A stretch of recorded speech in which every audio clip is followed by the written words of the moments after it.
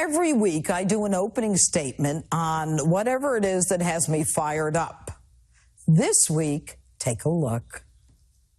The GDP under Obama was barely 1. We're going up to 4. So you want to talk about hate crime? I'll tell you about I fought for a law for hate crime. I also think it's important, as we said, 89% of the Republican Party still supports him. He still has huge popularity in the country. And if Democrats don't get their you-know-what together, he's certainly going to get reelected.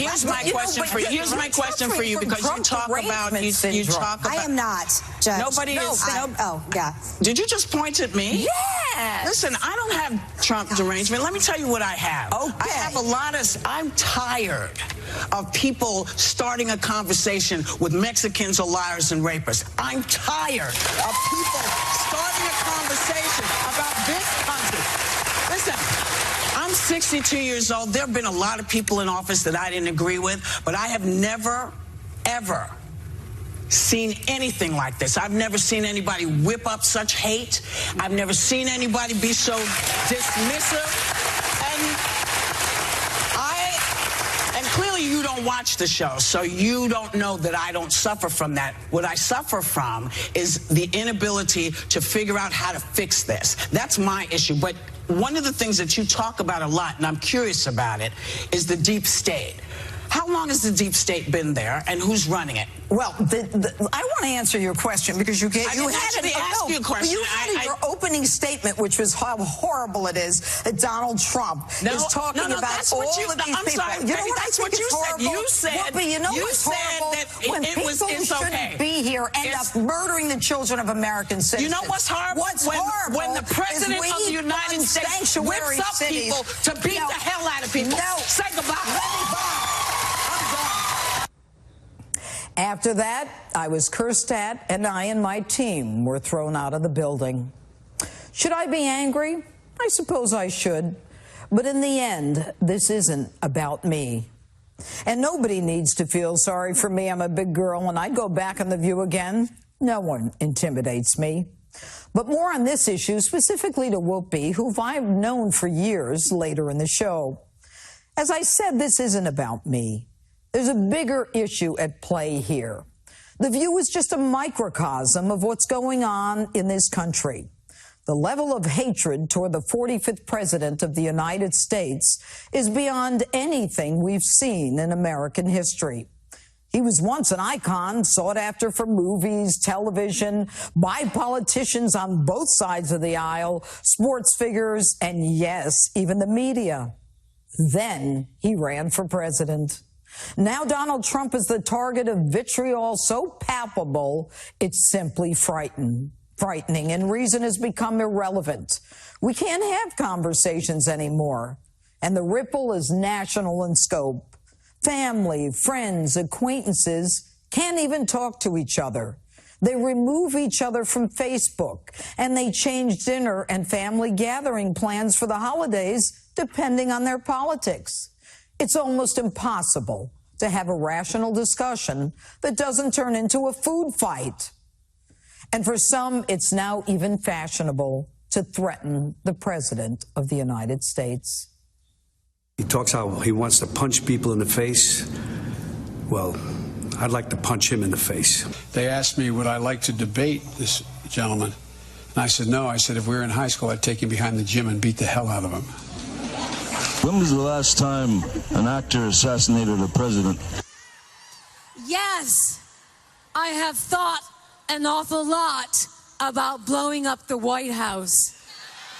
And that's not all. When a member of Congress can say this about people who work for and support the president, we have a real problem in America. You have members of your cabinet that are being booed out of restaurants, who have protesters taking up at their house, who's saying no peace, no sleep. And if you see anybody from that cabinet in a restaurant, in a department store, at a gasoline station, you get out and you create a crowd. And you push back on them. And you tell them they're not welcome anymore, anywhere. Not welcome anymore, anywhere. The anger of the left in America is out of control. when White House Press Secretary Sarah Sanders needs Secret Service protection because she speaks for the President of the United States, something's wrong. When we get screamed at even before we give an opinion, something's wrong. When it's acceptable to shout people down, when it's acceptable to not hear what people think, that's the first step to where we don't think. And thinking you're right and not allowing debate is fascism, whether it comes from a Democrat or a Republican, or the right or the left, it's wrong. It seems in America today that the takedown of a president is more important than the success of our nation. I lived through 8 years of Barack Obama. A lot of you heard my opens. I was very clear in my objection to his policies, but I never rooted for America to fail. The things that we should all want and that no one would be against simply don't matter anymore. Minority unemployment, the lowest in history, the economy soaring, ISIS defeated, tax cuts for everyone. They don't seem to matter if it's under this president. Some people are even rooting for an economic collapse. I feel like the bottom has to fall out at some point. And by the way, I'm hoping for it, because I think one way you get rid of Trump is a crashing economy. Yeah. So please bring on the recession. Yeah. Sorry if that hurts people, but it's either root for a recession or you lose your democracy. So to all you on the left who are threatening our president, shouting down and even attacking his supporters and rooting against America, you're kidding yourselves if you think that what you're doing is standing up for America. What you're doing is tearing down America. And when you do, you're tearing down something more important than even the President of the United States. You're tearing down the values of the United States itself. Everyone has the right to speak. But when you can't even listen to what someone has to say because you despise the man who is president, you undermine not the President of the United States, you undermine the United States.